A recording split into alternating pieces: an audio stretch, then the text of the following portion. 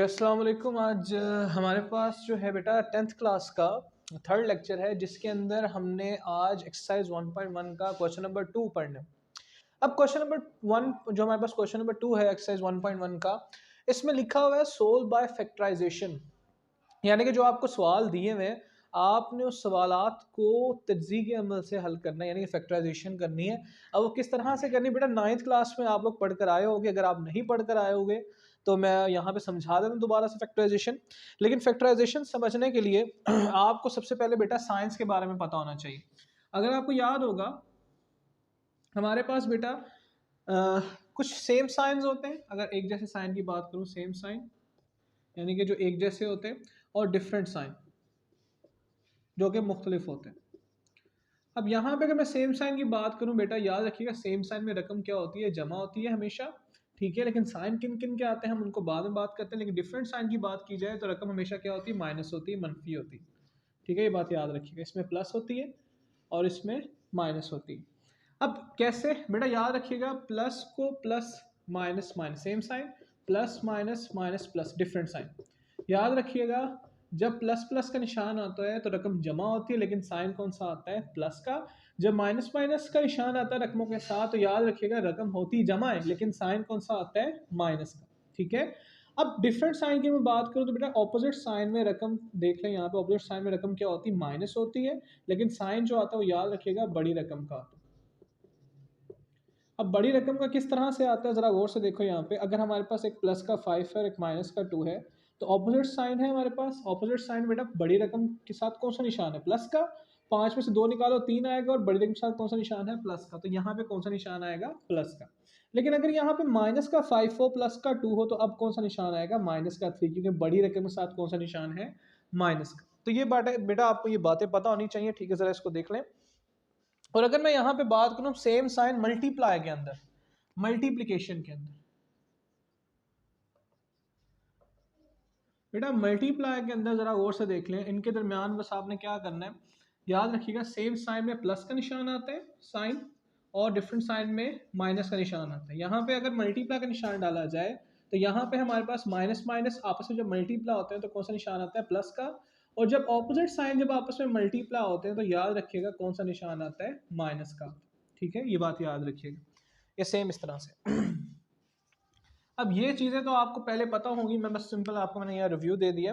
ये मैं क्यों समझा रहा हूँ, क्योंकि बेटा फैक्टराइजेशन करते वक्त ये चीज़ें जो है बेटा आपको समझ होनी चाहिए।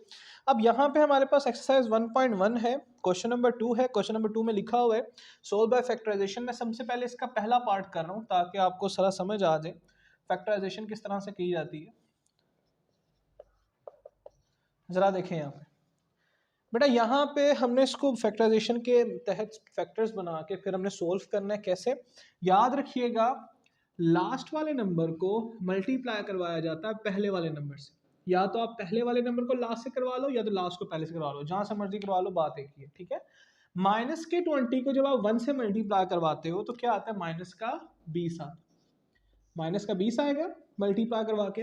अब -20 के आपने ऐसे दो पेयर बनाने कि जिनको आपस में प्लस माइनस करें तो हमारे पास क्या आ जाए, दरमियान वाली रकम। दोबारा सुन लें, ऐसे दो पेयर बनाने, ठीक है, ऐसे दो फैक्टर्स बनाने जिनको आपस में प्लस माइनस करें तो कौन सा नंबर आए, दरमियान वाला।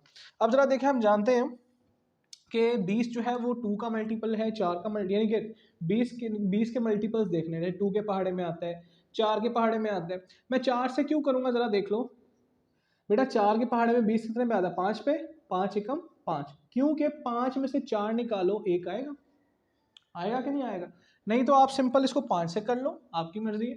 जरा देखो, अगर मैं इसको 5 से करता हूँ, 5 के टेबल पे कितने पे आता है भाई, 20। 5 के टेबल में 4 पे आता है, 4 1 4। 5 में से 4 निकाले, माइनस करें तो हमारे पास क्या आता है बेटा, माइनस में। अगर आपको याद होगा हमने बात की थी, जब यहाँ पे हमारे पास मल्टीप्लाई के अकॉर्डिंग हम बात नहीं करते, हम सिंपल प्लस माइनस की बात कर रहे हैं। माइनस माइनस होता प्लस, लेकिन साइन कौन सा आता है, माइनस का। डिफरेंट साइन में हमारे पास साइन किसका आता है, बड़ी रकम का। ये बात याद रखिए। अब जरा देखें यहाँ, अगर मुझे माइनस का एक्स चाहिए, हम जानते हैं 5 में से 4 निकलेगा, यानी कि माइनस होगा तब भी हमारे पास माइनस का 1 आएगा। और डिफरेंट साइन हमें ये पता लग जाए, माइनस की बात हो रही हो तो कौन से साइन आते हैं, डिफरेंट साइन आता है। डिफरेंट साइन में हमारे पास एक प्लस का निशान होता है और एक माइनस का निशान होता है। तो यहाँ पे अगर मुझे माइनस का निशान चाहिए तो बड़ी रकम के साथ मुझे कौन सा निशान लगाना पड़ेगा, वो माइनस का, और छोटी के साथ प्लस का। फिर जरा देखिए -5 में से +4 निकालूंगा, -1 आ जाएगा, और इन्हीं दोनों को आपस में मल्टीप्लाई करवाऊंगा। बेटा पहली शर्त ये है कि इनको आपस में प्लस माइनस करवाएं तो दरमियान वाली, और इन्हीं को आपस में मल्टीप्लाई करवाएं तो वही नंबर आ जाए। जैसे कि प्लस का 4 मल्टीप्लाई होगा -5 से, तो माइनस का 20 आ जाएगा। तो हमारे पास बेटा पेयर बिल्कुल हमारे सामने है, जरा देख लें। अब किस तरह से करना है आपने, पहली रकम और लास्ट वाली रकम वैसे की वैसी, बीच वाली रकम में जो आपके पेयर बने उसको लिख दें, जैसे कि माइनस का 5x और प्लस का 4x। अब आप सोच रहे होंगे सर ये पेयर जो है हमने तो बनाए, लेकिन इनके साथ एक्स एक्स क्यों लिखा हुआ है। बेटा मैं आपको बता दूं, जब आप माइनस के 20 को x² से मल्टीप्लाई करवाओगे ना, तो ये -20x² होगा। बात समझ आ रही है। और अगर मैं इनके साथ एक्स एक्स लगाऊंगा ही, फिर ही जब ये आपस में मल्टीप्लाई करवाऊंगा, फिर जाके माइनस का 20x² आएगा। इसलिए मैंने यहाँ पे क्या किया, इनके साथ x लगाया। याद रखिएगा आसानी के लिए, जो वेरिएबल यहाँ पे होगा वही वेरिएबल आपने क्या करना है, इनके साथ भी लगा देना। अब यहाँ पे बेटा जरा गौर से देखो, मैं इसको रेस कर रहा हूँ ताकि हम आगे सवाल कंटिन्यू करें। जरा देखें यहाँ पे बेटा, यहाँ पे हमारे पास याद रखिएगा जिन नंबर्स को हम कॉमन लेते हैं या वो सेम, जैसे x 2 बार लिखा है, यहाँ पे x कितनी बार है, 1 बार। तो मुझे यहाँ पे ये बताएं, यहाँ पे x 2 बार है, यहाँ पे 1 बार है, तो हमेशा किसको कॉमन लिया जाता है, हमेशा याद रखिएगा उस नंबर को कॉमन लिया जाता है जो छोटा हो। यानी कि छोटों को हम घर से ना बाहर निकल जाए, बड़ों को भी निकाल के दिखाओ तुम्हें पता चल जाए। तो यहाँ पे एक x जो है हम इसको बाहर निकालेंगे, दो में से जब एक बाहर एक अंदर, माइनस का निशान, ये x कहाँ चला गया, बाहर, पीछे क्या बचा, खाली 5। अब जरा देखो इन दोनों में क्या चीज कॉमन आ रही, 4 1 द 4 होता है, 4 5 द 20, यानी कि 4 कॉमन आ रहा है, 4 कॉमन लिया, x वैसे का वैसी, माइनस भी वैसे का वैसी। 4 के पहाड़े में 20 कितने पे आता है, वो 5 पे आता है। ये दोनों सेम है, इन दोनों को आप क्या करो, कॉमन ले लो। पीछे हमारे पास क्या रह जाएगा, x बचा प्लस का 4 बचा, क्योंकि ये दोनों कहाँ चले गए थे, बाहर चले गए थे। अब जरा गौर से देखो, ये दोनों किसके बराबर है, 0 के। बेटा यहाँ पे x - 5 भी 0 के बराबर है, और x + 4 भी 0 के बराबर है। माइनस का 5 उधर जाके प्लस का 5 हो जाएगा, और ये प्लस का 4 उधर जाके माइनस का 4 हो जाएगा। हमने फैक्टराइजेशन की मदद से हमने क्या निकाल लिए, x के आंसर्स निकाल लिए। तो सोल्यूशन सेट हमारे पास क्या होगा बेटा, माइनस का 4 फिर 5, ये हमारे पास का क्या आ गया, आंसर। आपने इस तरह से इसको नोट करना है, ठीक है, यानी कि नोट कह रहे हैं इसको हल करना है, या आप नोट कर लीजिएगा, वीडियो पॉज करके नोट कर लीजिएगा। अब यहाँ पे बेटा हमारे पास जो इसी से आगे जो क्वेश्चन है, जो क्वेश्चन नंबर पार्ट नंबर 2 है इसका, जरा उसको देख लें।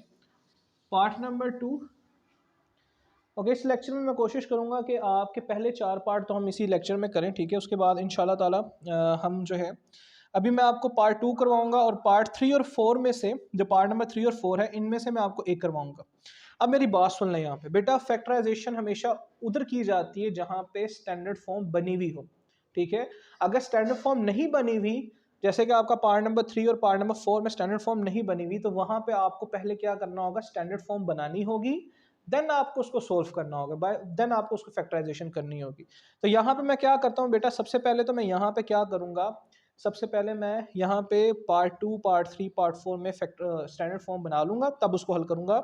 यहाँ पे हमारे पास पहले पार्ट 2 है, जरा उसको देखें बेटा। पार्ट 2 के अंदर हमारे पास लिखा हुआ है 3y² = y × y - 5।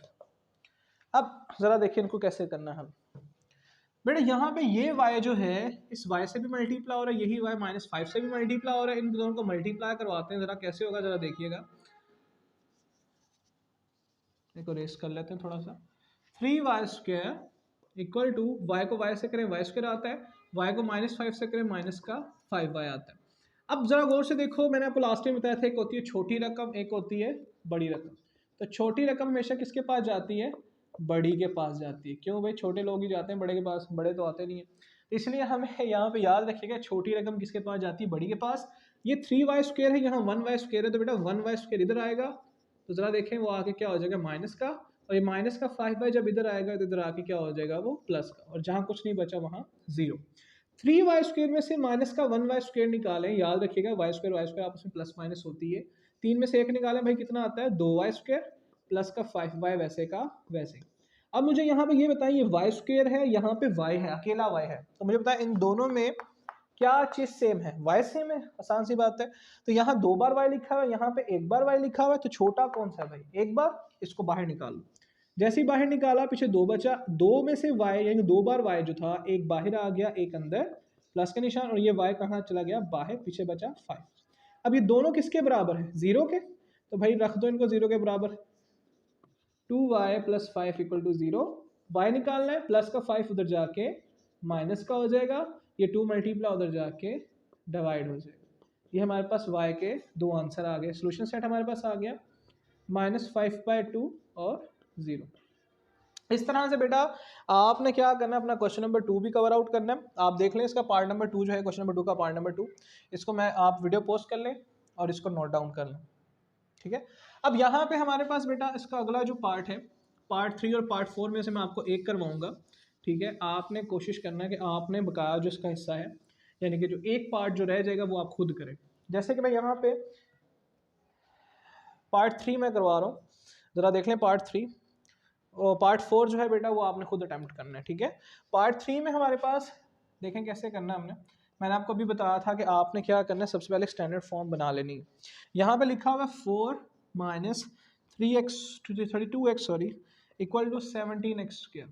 तो हमारे पास बेटा x² वाली रकम जो है इक्वल के उस तरफ है, बड़ा डिग्री है, बड़ी डिग्री है, पावर उधर है। तो इन दोनों को उठा के आपने क्या करना है, उधर ले जाना है। पीछे क्या बचेगा, 17x² अपनी जगह पे रहेगा, माइनस का 32x जब उधर जाएगा तो उधर जाके क्या हो जाएगा प्लस का, और ये प्लस का 4 उधर जाके माइनस का हो जाएगा, ठीक हो गया। अब यहाँ पे बेटा हमने करना क्या, यहाँ पे आप देख सकते हो हमने यहाँ पे करनी है फैक्टराइजेशन, ठीक है। अब फैक्टराइजेशन किस तरह से की जाती है ज़रा उसको देख लें। हमने लास्ट वाले नंबर को मल्टीप्लाई करवाना है पहले वाले नंबर से, ठीक है। लास्ट वाले नंबर को मल्टीप्लाई करवाना है पहले वाले नंबर से, तो 4 को 17 से मल्टीप्लाई करवाएं, कितना आता है भाई, 4 7 28, कैलकुलेटर ले आते तो अच्छा था, चले कोई नहीं। 4 7 28, 4 1 4 68 आ जाएगा, ठीक है। सिंपली माइनस का 68 आ जाएगा। अब माइनस के 68 के आपने ऐसे दो पेयर बनाने हैं कि जिनको आपस में प्लस माइनस करें तो हमारे पास क्या आ जाए, दरमियान वाली रकम आ जाए।